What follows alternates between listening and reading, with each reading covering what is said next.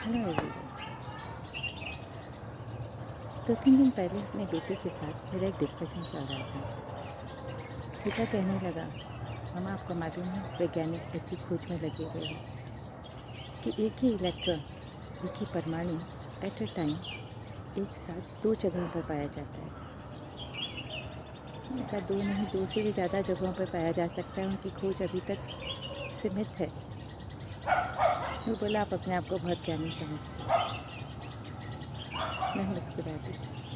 मैंने कहा इसमें ज्ञान की तो बात ही नहीं है कहीं भी। सिंपल सी बात है कि हमारे विचार जो इतने फास्ट स्पीड से चलते हैं, 1 मिली सेकेंड में पता नहीं कितने विचार हमारे भीतर आकर चले जाते हैं, कितने अनर्गल विचार, कितने काम के विचार।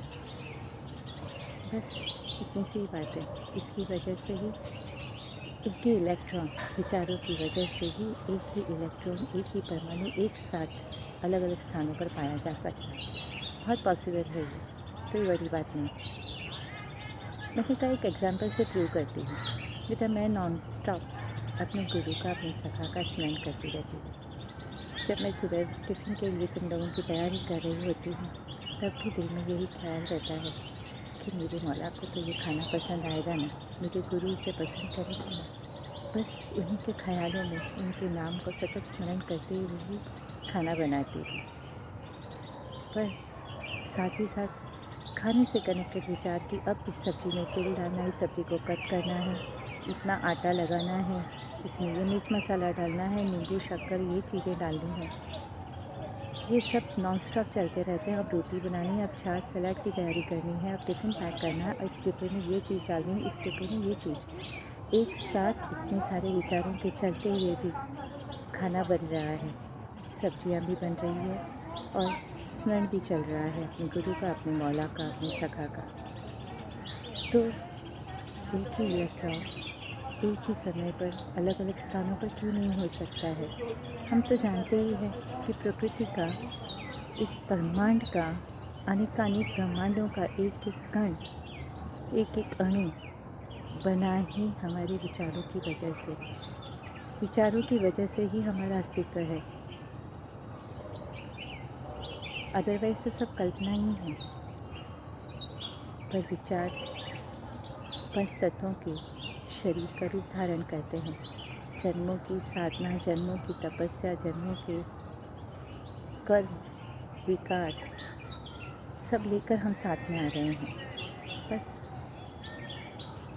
बोले आप ये सब बातों में विश्वास करती हो कि मैं नहीं करता। मैंने कहा विश्वास करना नहीं करना ज़रूरी है भी नहीं।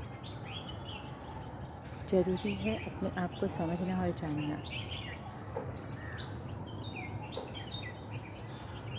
अपने आप को जानना और अपने आप को समझना। और ये संभव कैसे है?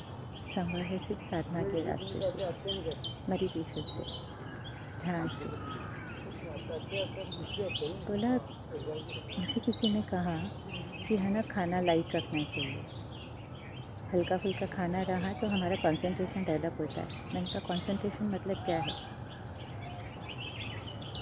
कंसंट्रेशन मतलब एक विचार में अपने आप को स्थापित करना या विचारों से पार चले जाना, विचारों के पार अपने आप को स्थापित करना, यही तो है कंसंट्रेशन। और क्या है?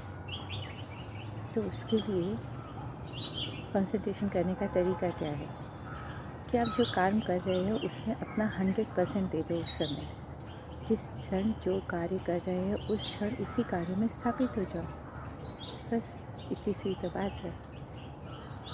और आगे बात चल रही थी। वो कहने लगा कि एक और खोज चल रही है, एक सुपर कंप्यूटर बनाने की कोशिश कर रहे हैं वैज्ञानिक, जो हमारे विचारों को पढ़ लेगा और उसके हिसाब से वो अपने कामों को, क्योंकि मशीन है तो वो बहुत स्पीड से काम कर सकती है। मैंने कहा विज्ञान अंधा है, उसे ये समझ ही नहीं है कि किस चीज़ की खोज करनी चाहिए और किस चीज़ की खोज नहीं करनी चाहिए। ऐसा सुपर कंप्यूटर बना भी दिया तो क्या होगा?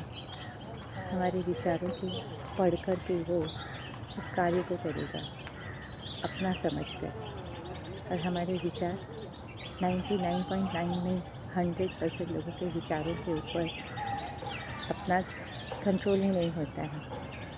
सोचिए ज़रा, आप जागृत अवस्था में तो कंट्रोल रख लेते हैं, और जब आप सुप्त अवस्था में होते हैं आपका मन कल्पनाओं के घोड़ों पर बैठकर कहाँ कहाँ भटक रहा होता है।